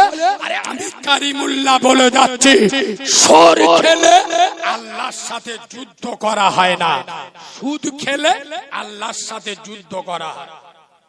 এই বাবু, আরো খোলা কথা বলছি, বক্তারা বলে না, শোনো। আমি চ্যালেঞ্জ করে যাচ্ছি, এই সৈয়দপুরে কোন মুসলমানের বাচ্চা, শুনেন, কোন মুসলমানের বাচ্চা যদি সরের গোশ খায়, সরের গোশ ভালো করে দে, সরাই যদি খায়, চলে মাকে জেনা করার মতো গুনাহ হবে না। তবে খবরদার, আমি বলে যাচ্ছি, রুটি তরকারি, আর আপনারা সকাললি প্রচার করবেন রুটি সরকারি, কারিমুল্লাহ জিহাদি বলে গেছে সরের গোশ খেলে গুনাহ হয় না। আমি এরম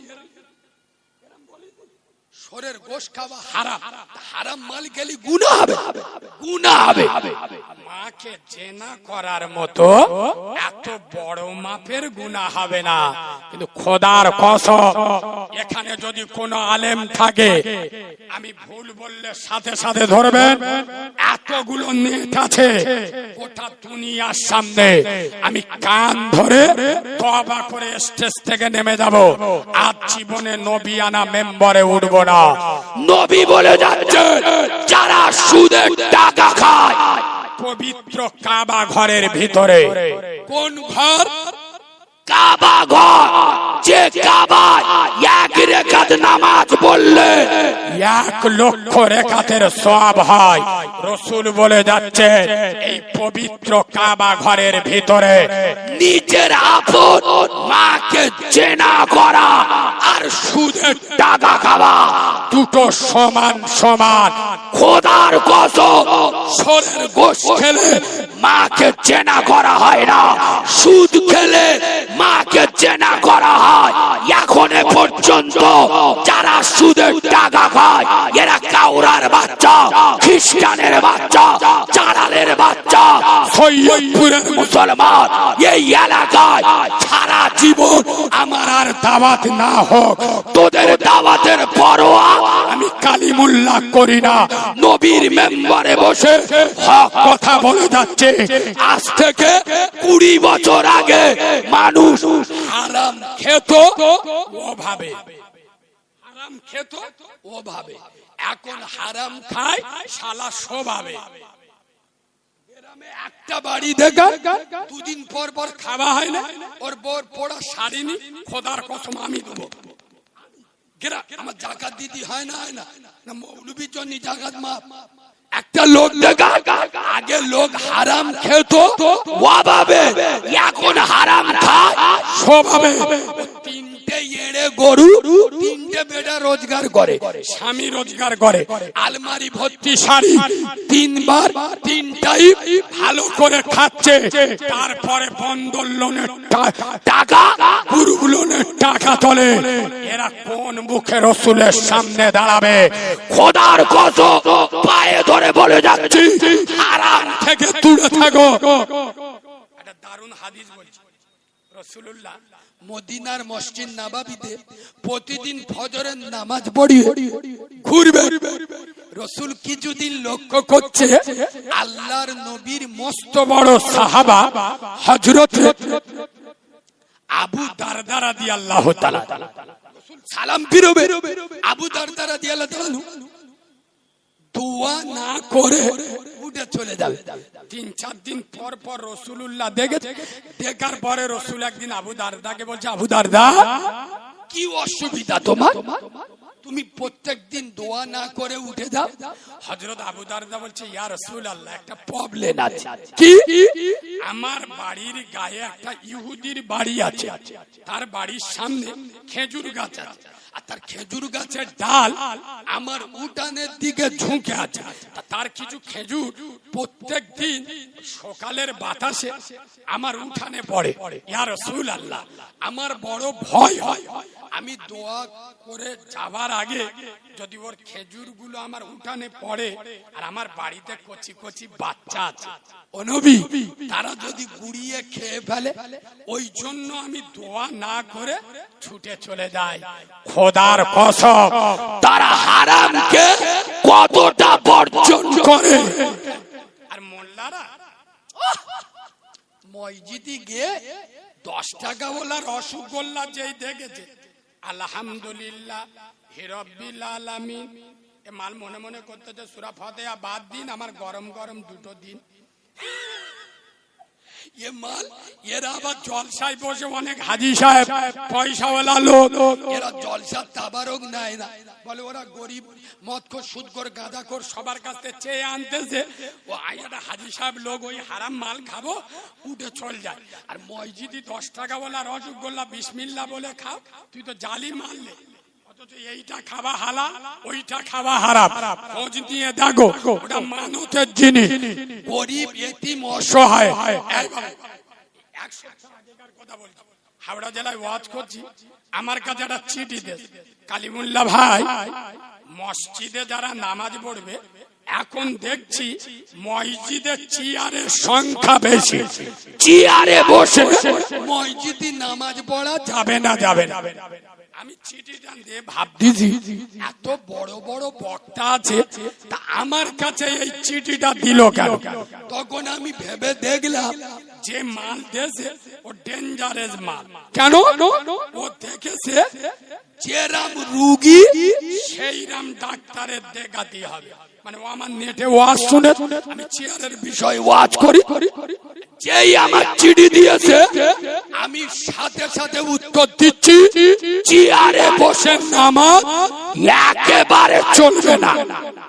ও বলতে যে কালিমুল্লাহ ভাই, ওর যদি শরীর অসুস্থ থাকে, মানে বুঝতে পারেন, ও মনে করে হুজুরির পাক খাইয়ে দেবো। কিন্তু আমি কি মাল, আগে লোকের কান থেকে রক্ত বার করতো, এখন পুঁজ বার করতে ধরি। শোনেন, আমি বলেছিলাম পাকামি আমার কাছে করবে না। যার শরীর অসুস্থ তার জন্য জামাত নয়। এই বাবা, যারা সরকারি চাকরি করে, আচ্ছা এদের সরকারি চাকরির মেয়াদ থাকে কত বছর বয়স পর্যন্ত? 60 বছর।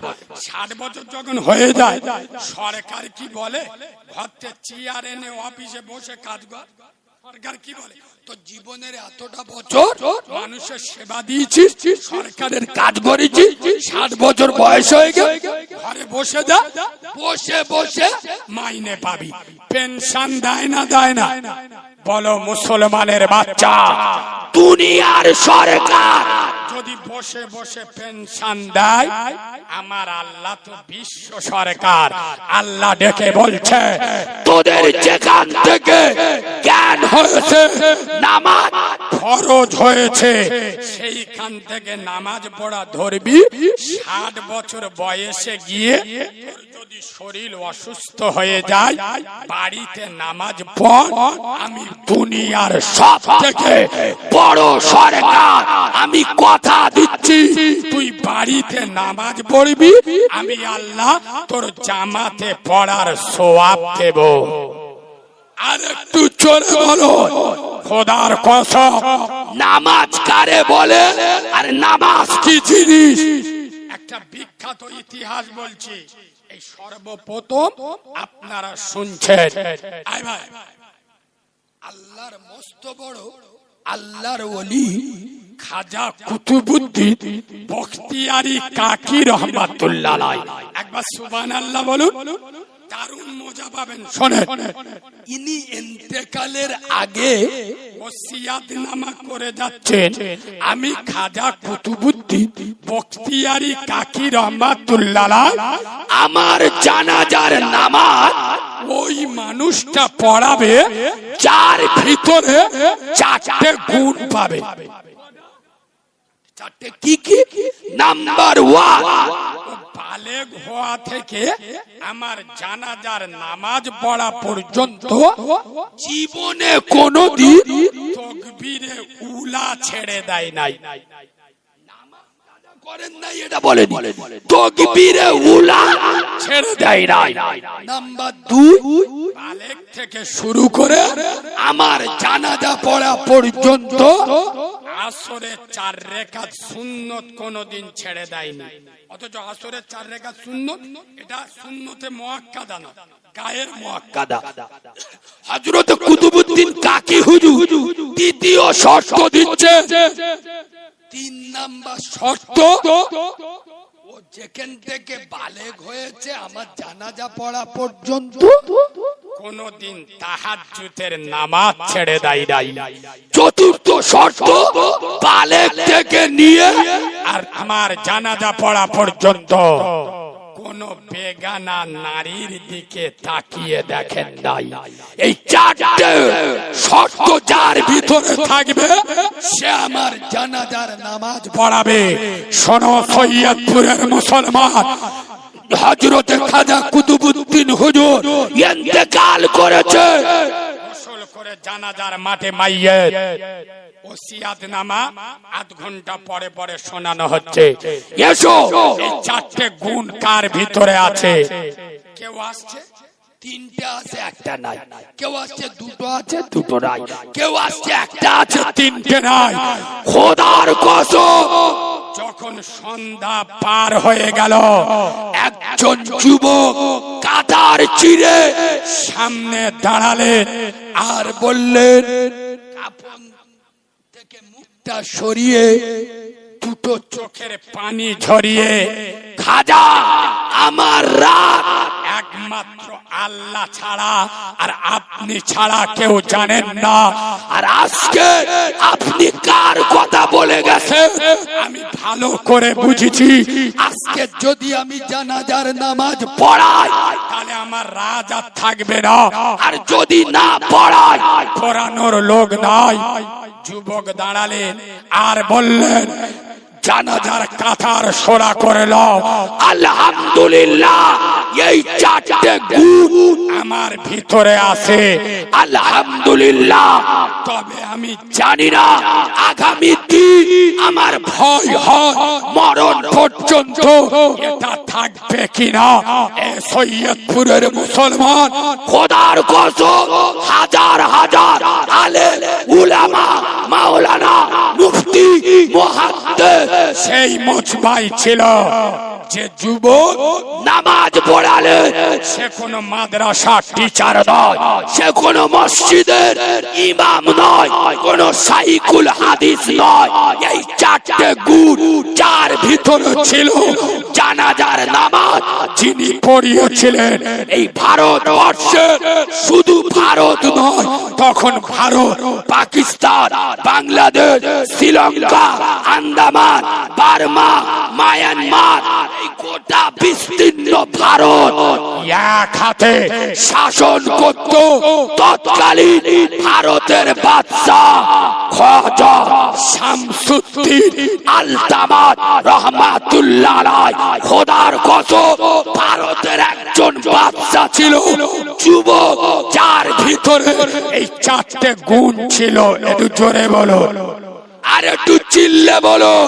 তাই আমি যুব সমাজকে বারবার করে বলে যাচ্ছি, যুব সমাজ তোরা মসজিদে যা।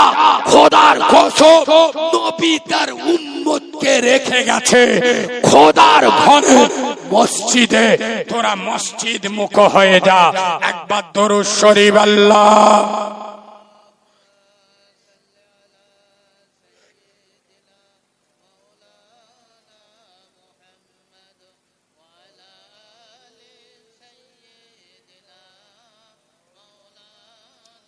তবে আমি এখানে আপনাদের উদ্দেশ্য করে একটা কথা বলবো, যে বাড়ির গার্জিয়ান নামাজ পড়ে না, সে বাড়িতে কোনোদিন নামাজি তৈরি হয়? জোরে বলুন, হয় না। বাড়ির গার্জিয়ান বাম্মা, আর গ্রামের গার্জিয়ান বলবো মসজিদ কমিটি। যে গ্রামে মসজিদ কমিটি নামাজ পড়ে না, সে মসজিদের কোনোদিন নামাজিদের উন্নতি হয় না। আর আলহামদুলিল্লাহ, এখন পশ্চিম বাংলায় 100-র মধ্যে 98টা মসজিদ কমিটি, এরা তো মসজিদের এড়ে সেজে বসে যায়, কিন্তু এরা নামাজ পড়ে না। লক্ষ্য করে দেখবেন, আমাদের দেশে একটা ভাষা আছে, মা থেকে মাসির দরদ বেশি। মসজিদে দেখবেন উন্নতি হবে কি করে? এবার মসজিদে যাকাত ফেদরা টাকা চলে, কথা বলে না, চলে কি? চলে। মসজিদে মানতের টাকা চলে। মসজিদে যদি যাকাত ফেদরা আর মানতের টাকা না চলে, বেনামাজির টাকা মসজিদে কি করে চলে? কথা বলে না। রাসূল বলে যাচ্ছে, বেনামাজির কোন আমল আল্লাহর দরবারে কবুল হবে? জোরে বলুন, হবে না। আচ্ছা, মসজিদের মাতোয়ালি কি জানে না যে মসজিদের টালিটা যে বিছিয়ে দিচ্ছে ও চিহ্নিত সুদখোর, একক তো নামাজ পড়ে না, ওর টাকা দিয়ে টালিটা মসজিদে কি করে বসায়? কথা বুঝছেন না? বুঝেন না? ও দাঁড়িয়ে বলতে পারলো না, আমার আল্লাহ ভিখারি নয়, আমার আল্লাহ ফকির নয়, তোর মসজিদে টালি দিতে হবিনি, তুই তওবা কর, শুধু খাওয়া ছেড়ে দে, 5 ওয়াক্ত নামাজ পড়, হালাল খা। আমাদের মসজিদে তো টাকা দিতে হবে না। খোদার কসম, আল্লাহর ঘর আল্লাহই বাঁচাবে, আল্লাহ তামির করবে। তবে এখানে আমি বলে যাচ্ছি, সমাজ মদখোর, সুদখোর, গাঁজাখোর, পাত্তাখোর, চুল্লুখোর, মুনাফিক ভরে গেছে। রোগের ওষুধ না দিলে রোগ সারবে না। আপনার বাপে পেট যন্ত্রণা হচ্ছে, পায়খানার ওষুধ দিলে হবে না, রোগের ওষুধ দিয়ে যাচ্ছি। শোনেন, এই যে সমাজে মদখোর, সুদখোর, গাঁজাখোর, পাত্তাখোর, চুল্লুখোর, লটারির টিকিট কাটা মাল, নামাজ পড়ে না, রোজা রাখে না, সব থেকে বড় কারণ গোড়াই গন্ডগোল। কোথায়? বনের ভালো না, যার জমি ভালো তার ফসল ভালো। জমি কার বলে? বড় পীর সাহেবের একটা ওয়াজ বলবো, প্রথম শুনলি মনে হবে পূর্ণ ওয়াজ, আগে শুনে নেন। বড় পীর সাহেব 8 বছর বয়স, মা হাত ধরে মাদ্রাসায় নি, ওস্তাদ বলছে আব্দুল কাদের বলো আউযু বিল্লাহি মিনাশ শাইতানির রাজিম। বড় পীর সাহেব ওই যে শুরু করে দে, 18 পাড়ায় গিয়ে বেরেক মেরে ওস্তাদের তো চোখ নীলই। ওস্তাদ তখন বড় পীর সাহেবের মা ডেকে বলতেছে, মা এই তোমার বেটা তো 18 পারা কোরআনের হাফেজ, এর আগে কোন মাদ্রাসায় পড়িয়েছিল? বড় পীর সাহেবের মা বলছে, হুজুর কি বলছে? বলে হ্যাঁ। বড় পীর সাহেবের মা তখন বলছে, হুজুর আমার আব্দুল কাদের যে 18 পারা কোরআনে হাফেজ, আমি মা খুশি নয়। কথা বলুন, আমি মা খুশি নয়, আমি দুঃখিত, ব্যথিত, মর্মাহত, আমি নিজেকে গিল্টি ফিল করি। কেন? ও মা, তোমার ছেলে 18 পারা কোরআনে হাফেজ, তুমি দুঃখিত? বলছে, হ্যাঁ হুজুর শুনুন, আমার আব্দুল কাদের এই যে 18 পারা কোরআনে আর কোন মাদ্রাসায় গিয়ে নয়, আমি ওর নারী ছেড়া মা, আমি নিজে 18 পারা কোরআনের হাফেজ। ও যখন আমার পেটে ছিল কোরআন পড়তাম, কোলে ছিল কোরআন পড়তাম, দুধ খেত কোরআন পড়তাম, বিছানায় শুয়ে থাকতো কোরআন শুনতাম, ও যখন হাঁটতো কানের ধারে কোরআন পড়তাম। হুজুর ও যে আজ 18 পারা কোরআনে হাফেজ, আমি মা আমার কাছে শুনে শুনে, হুজুর আজ আমার দুঃখ হয়, আজ আমার ব্যথা লাগে, আমি ওর নারী ছেড়া মা, আমি 18 পারার কোরআনের হাফেজ ছিলাম। আমি যদি তখন কষ্ট করে, পরিশ্রম করে, চেষ্টা করে বাকি 12 পারা মুখস্থ করতাম, খোদার কসম আজ আমার আব্দুল কাদের আপনার সামনে 18 পারা কোরআনের হাফেজ হয়ে দাঁড়াতো না। আজ আব্দুল কাদের আপনার সামনে দাঁড়াতো গোটা 30 পারা কোরআনের হাফেজ হয়ে। আজ আমার এটা দুঃখ লাগে, আমি মা 18 পারা মুখস্থ করেছিলাম, বাকি 12 পারা মুখস্থ করতে পারি নাই। এই আব্দুল কাদের জিলানী হুজুর মাকে বলছে, মা সত্যি করে বলো, আমি যখন তোমার পেটে ছিলাম তোমার দ্বারাই কোন হারাম কাজটা হয়েছে? বড় পীর সাহেবের মা বলছে, আব্দুল কাদের তুমি আমার এত বড় কথা বললে যে তুমি আমার পেটে থাকা অবস্থায় আমি কোন হারাম কাজ করেছি? বড় পীর সাহেব বলছে, মা আমাকে মাফ করো।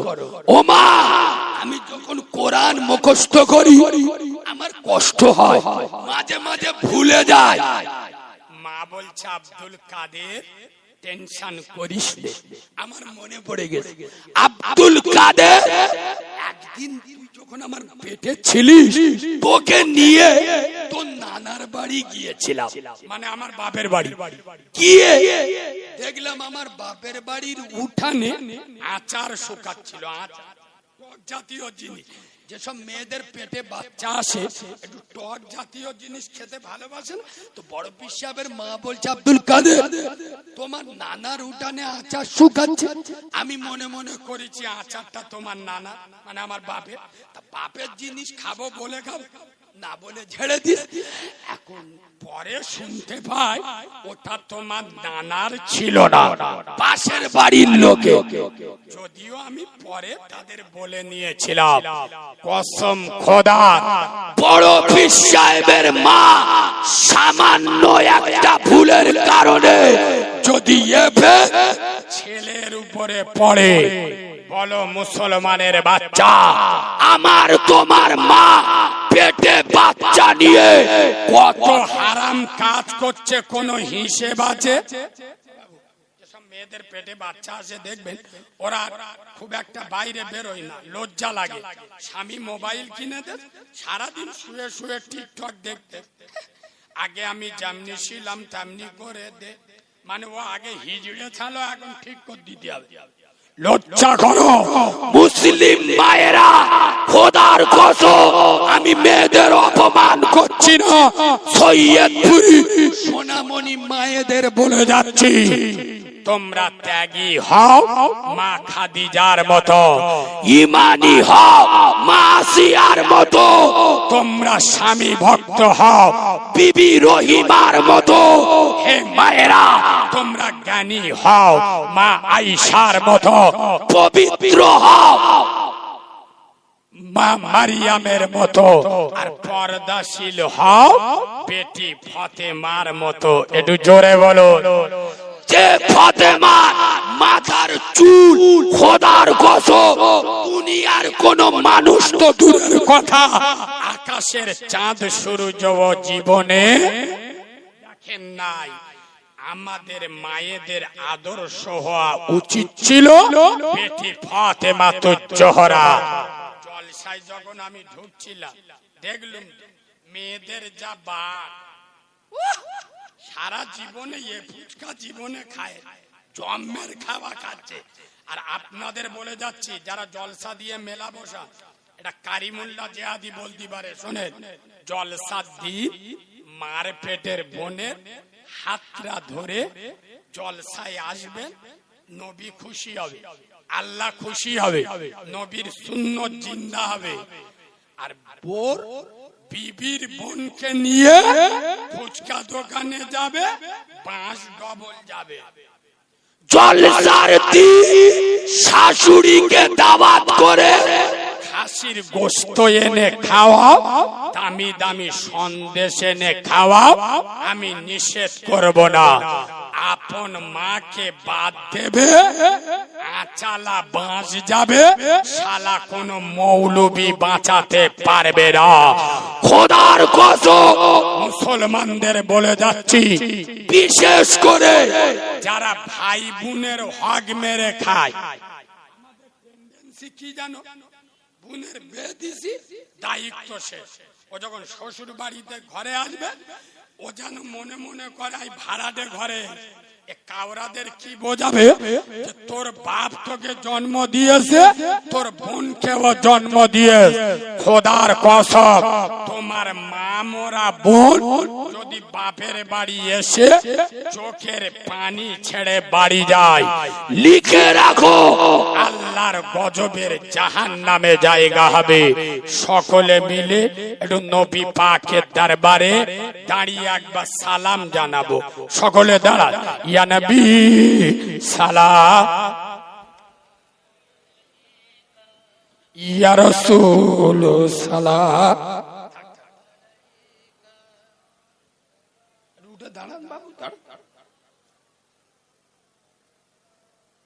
ভাই সালাম পড়ার আগে আমি একটা মেসেজ দেবো আপনাদের। এতগুলো লোক যারা দাঁড়িয়ে আছেন, যুবক জওয়ান তরুণ নবীন, আচ্ছা আমার সাথে একটু কথা বলে। আমরা কম বেশি সকলে আমার দাদা পীরকে ভালোবাসি না বাসি না? এই আপনারা আমার দাদা পীরের ভক্ত মুরিদ তো? আরে হ্যাঁ না না, আমি আপনাদের দুটো পায়ে ধরে বলে যাচ্ছি, আমি কারোর বিরোধী নই।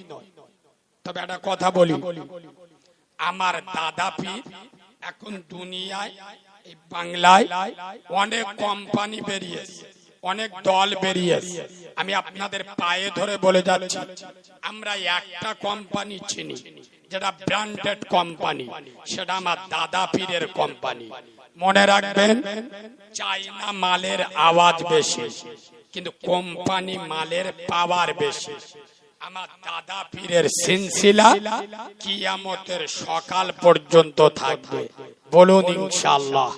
আমি আপনাদের পায়ে ধরে বলে যাচ্ছি, সবার জন্য সব থাক, আমাদের জন্য ফুরফুরার মোজাদ্দেদ জামান থাক।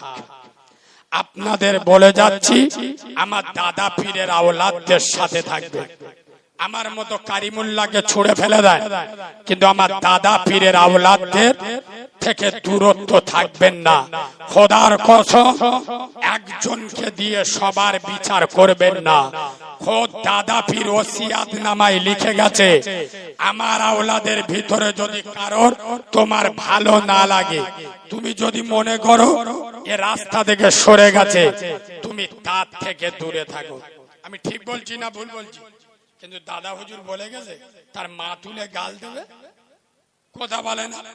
খবরদার, যার ভালো লাগে, আমি কারণ নাম করছি না, ফুরফুরা যত পিসা পীরজাদা আছে, আপনাকে যার ভালো লাগে তার সাথে যান, তার কাছে যান, মহব্বত করো, ভালোবাসো। যার ভালো লাগবে না দূরে সরে যান, তাকে গাল দিতে যাবেন না, কোন চক্রান্তই পা দিতে যাবেন না। দ্বীনের আলেমেরা আল উলামা ওয়ারাসাতুল আম্বিয়া, মনে রাখবেন আজকের আমি আপনি যাকে গাল দিচ্ছি, কাল আপনার মরণের পরে সেই আলেম পিসাব পীরজাদা আপনার মৃত আত্মীয় স্বজনের জন্য দোয়া করছে। পায়ে ধরে বলে যাচ্ছি, আলেম সমাজকে আমরা গালি দেব না, আমার দাদা পীরের আওলাদদের গালি দেব না। মনে রাখবেন, আমার দলের হলি বাপ আর আমার দলের বাইরে হলি পাপ। নেটে দেখেননি কারিমুল্লাহ নিয়ে কি করে? সব কটা চিহ্নিত মুনাফিকের বাচ্চা, এদের সাহস নাই দিনের আলোতে আমার সামনে বসে কথা বলবে। সুতরাং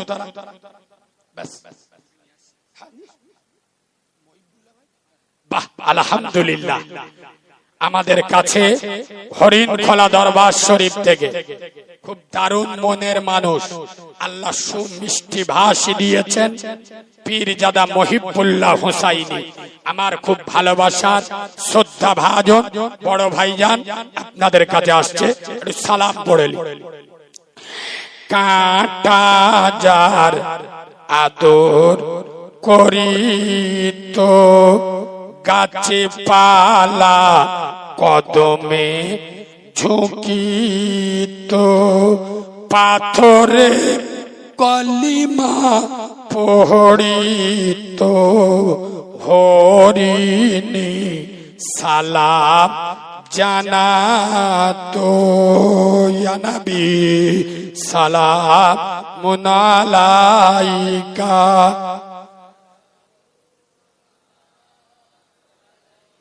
ইয়া হাবিব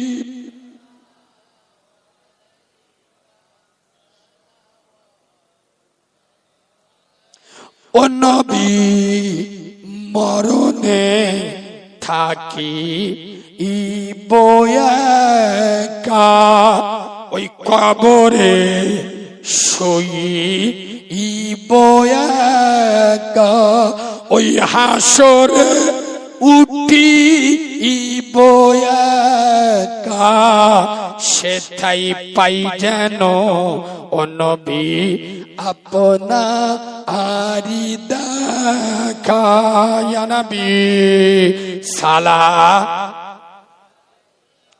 ইয়া রাসূল সালাম, ইয়া হাবিব